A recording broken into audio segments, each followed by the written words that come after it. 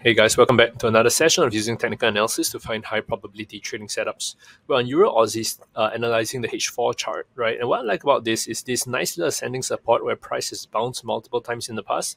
And also along with that, a nice support level over here, which is going to be a buy entry, right? Because price has reacted off, bounce, and reacted off this level nicely in the past.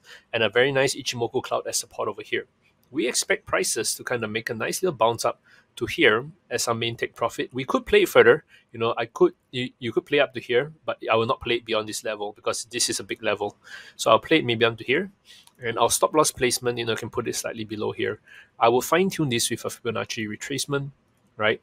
Notice that my entries are the 61.8 and my stop loss is slightly beyond the 78.6.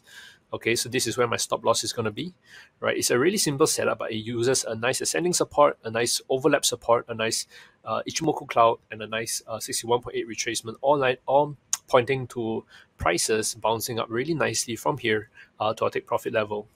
Okay, that's it for me, guys. Remember to stay safe, trade safe, and I'll catch you guys again tomorrow for more high probability trading setups.